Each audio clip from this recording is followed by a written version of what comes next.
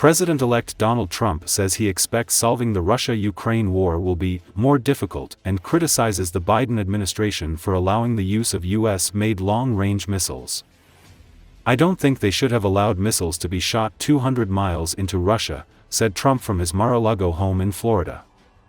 "I think that was a bad thing. And that brought the Koreans." Trump has railed against forever wars since before his first term in office and long spoken favorably of Russian President Vladimir Putin.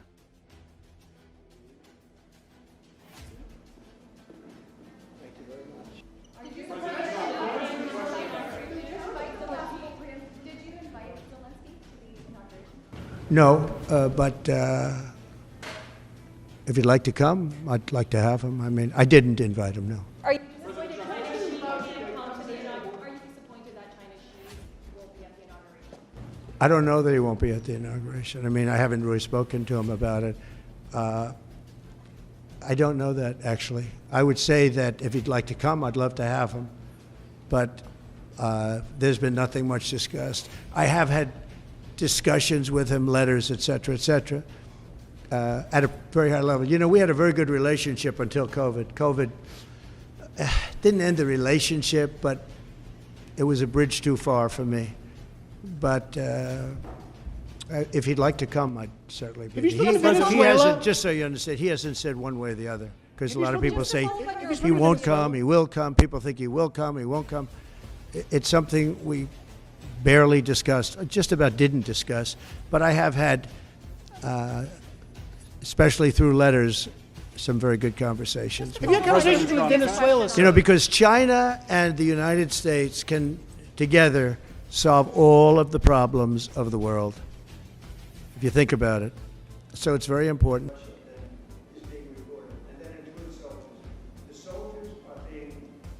More difficult is going to be the Russia-Ukraine situation.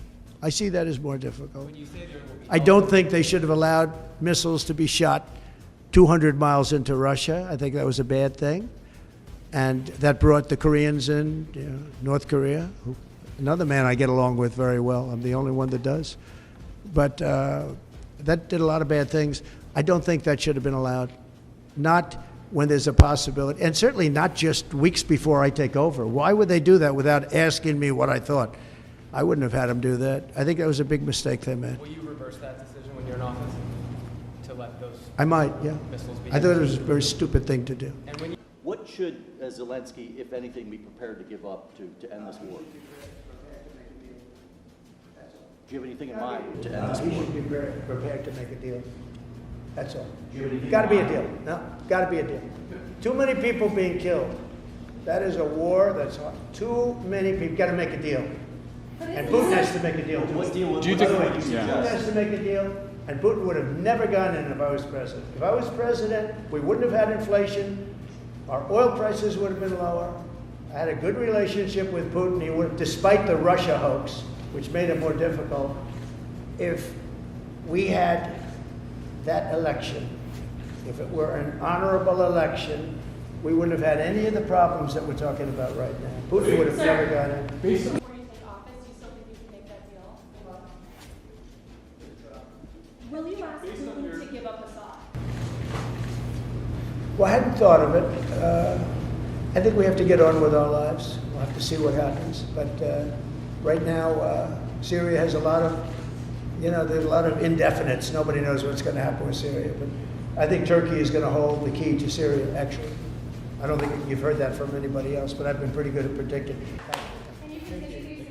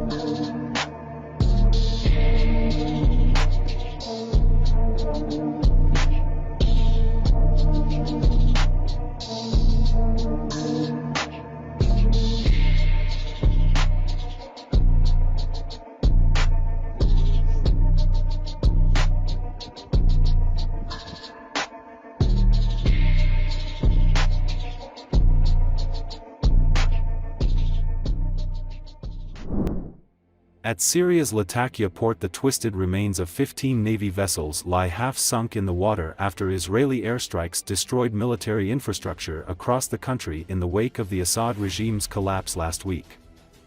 Warplanes hit what Israel said were Syrian air defense systems, military airfields, missile depots, and dozens of weapons production sites in the cities of Damascus, Homs, Tartus, Latakia, and Palmyra. Ayman Ali, an engineer at the port, said he returned to work 2 days after the airstrikes to find the boat used by port officials had been hit. Oil and diesel had also leaked out from the stricken vessels into the water. Drone shots show that several military and civilian ships were destroyed while docking at the port. The private security firm Ambri said it had seen evidence that at least 6 Soviet-era Syrian Navy missile ships were hit. "We've now started organizing things, and the situation is improving," said Ahmad Yehya, a Syrian opposition fighter.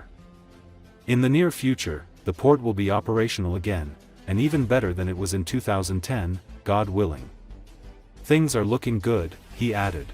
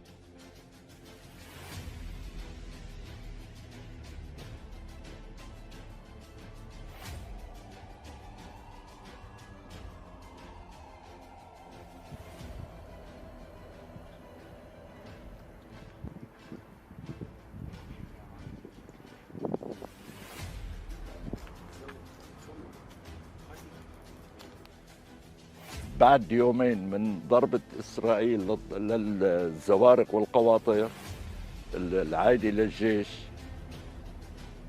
داومنا، يعني بعد يومين من الضربة جينا شفنا القواطر تاعت الجيش مدمرة.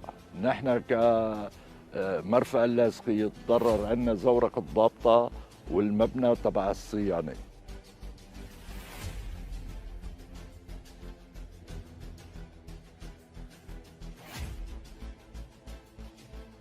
نتيجة ضرب الرباعيات أو الزوارق تاعت الجيش تسرب الزيت والمازوت على البحر، أدى هالشيء هذا إلى تلوث البحر وتضرر الثروة السمكية.